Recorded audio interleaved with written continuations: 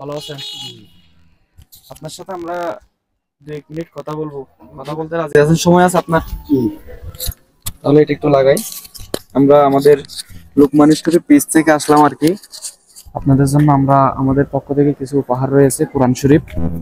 এখান থেকে একটা আপনাকে ইনশাআল্লাহ উপহার করবো যদি আপনি আমাদের সঠিক উত্তর দিতে পারেন। আপনি কি রাজি আছেন ইনশাআল্লাহ? জি রাজি। সকালে নাস্তা করছেন? ভাত খেয়েছি। ভাত খাইছেন? রোজা রাখেন না আজকে? না, খাওয়া কাজকর্মের কারণে রাখতে পারেন না? কি কাজ করেন আপনি? আইইউএম থেকে এনজিওতে জব করেন? জি। আচ্ছা আচ্ছা। আমরা ইসলামিক মাইন্ডের কন্টেন্ট ক্রিয়েট করি। জি। আজকে আপনার থেকে আমরা কয়েকটা ইসলামিক কোয়েশ্চেন করব। যদি আপনি পারেন তাহলে ইনশাআল্লাহ এখান থেকে একটা কোরআন গিফট করব, সেটা আপনার ওয়াইফ বা আপনার বাচ্চারা পড়তে পারবে ইনশাআল্লাহ। ভালো কাজ না? জি। আপনি রাজি আছেন ইনশাআল্লাহ? আচ্ছা, দাড়ি না রাখলে কোন ধরনের গুনাহ হবে আপনি কি সেটা জানেন? আচ্ছা, জানা নেই। আচ্ছা, আমি আপনাকে বলি, দাড়ি, এই যে আমি দাড়ি রাখছি, আমাকে সুন্দর লাগতেছে না? জি। লাগতেছে, আলহামদুলিল্লাহ। আমরা ঘুম গেলে ঘুমের ঘরে আমাদেরকে কোন প্রকার আল্লাহ পাক কি গুনাহ লিখে ফেরেশতারা? জানি না। এটাও জানেন? আচ্ছা আচ্ছা, ইসলাম সম্পর্কে জানেন না?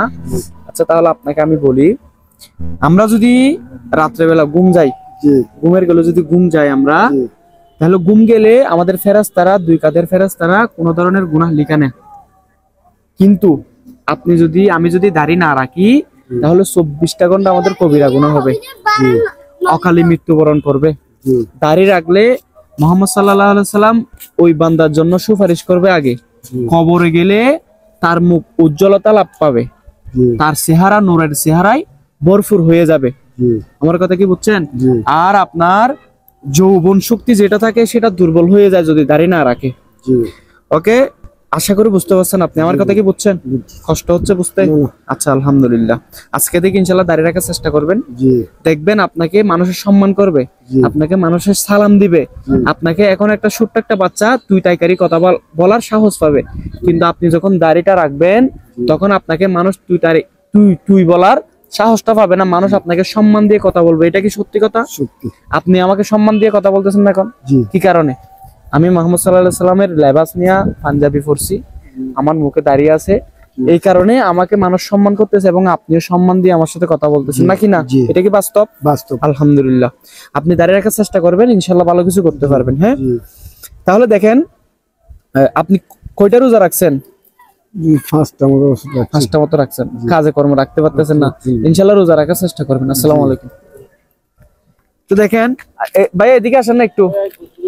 আচ্ছা আচ্ছা, ঠিক আছে ঠিক আছে, ওকে। উনি ব্যস্ততার ভিতরে আছেন। এখন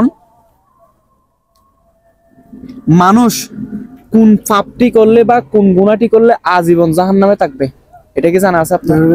এটাও জানা নাই, মানে আপনি টোটালি পড়াশোনা করেন নাই আর? পড়াশোনা করিনি। ও আলহামদুলিল্লাহ, সমস্যা না। তাহলে এটাও আমি উত্তর দিয়ে দিচ্ছি আপনাকে, যে মানুষ আল্লাহ তাআলার সাথে শিরক করবে সে মানুষ কখনো জান্নাতে প্রবেশ করবে না। কিরকম শিরক?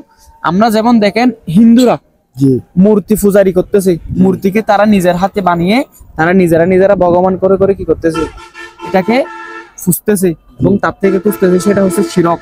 এবং মাজারে গিয়ে যেগুলো সেজদা করা হয়, মাজারে গিয়ে, মাজার মানে বুঝেন, মসজিদের মরা মানুষের গিয়ে সেজদা করে, যে ওইখানে গিয়ে যদি সেজদা করা হয় তাহলে তার কোনো ঈমান থাকবে না। সে যদি নামাজ পড়ে, সে যদি যাকাত দেয়, হজ করে, তাও তার কোনো কি থাকবে না, ঈমান বলতে কোনো কিছু থাকবে না। ঠিক আছে, আশা করি আপনি বুঝতে পারছেন। ইনশাআল্লাহ আজকে থেকে দাড়ি রাখবেন তো? ইনশাআল্লাহ চেষ্টা করবেন। দেখবেন আমার কথা শুনে দেখেন, আপনি দাড়িটা রাখেন, যদি দাড়ি রাখার শর্তে যদি আপনাকে কেউ যদি অসম্মানিত করে তখন আপনি দাড়ি আবার কেটে ফেলিয়েন। ঠিক আছে, তাহলে ঠিক আছে। আমাদের পক্ষ থেকে আপনি যে আমাদেরকে এতক্ষণ সময় দিয়েছেন, আপনি জানেন না আপনাকে হয়তো আল্লাহ তাআলা পড়ালেখা করার জন্য তৌফিক দেয় নাই, সে কারণে হয়তো আপনি জানেন না। ঠিক আছে, আমাদেরকে সময় দেওয়ার জন্য আপনাকে অসংখ্য অসংখ্য ধন্যবাদ জানাই। এবং আল্লাহর কাছে দোয়া করে আপনাকে যেন আল্লাহ তাআলা 5 ওয়াক্ত নামাজদারি করে, যেন আল্লাহ তাআলা আপনাকে 30টা রোজা রাখার তৌফিক দান করে, যেন দাড়ি রাখার নবীর সুন্নাত অনুসারে চলার তৌফিক দান করে। আমি আপনাকে এই কোরআনটা গিফট করতেছি। এই কোরআনটা ইনশাআল্লাহ আপনি আস্তে আস্তে শিখে নেবেন, আপনার ছোট বাচ্চা হোক, হুজুর হোক। আচ্ছা, ইনশাআল্লাহ ওনাকে দিবেন, তাহলে আমাদের জন্য একটু দোয়া করতে বলবেন। ঠিক আছে ইনশাআল্লাহ। ওকে ভাই, ভালো থাকবেন। আসসালামু আলাইকুম ওয়া রাহমাতুল্লাহ। ভালো থাকবেন ইনশাআল্লাহ।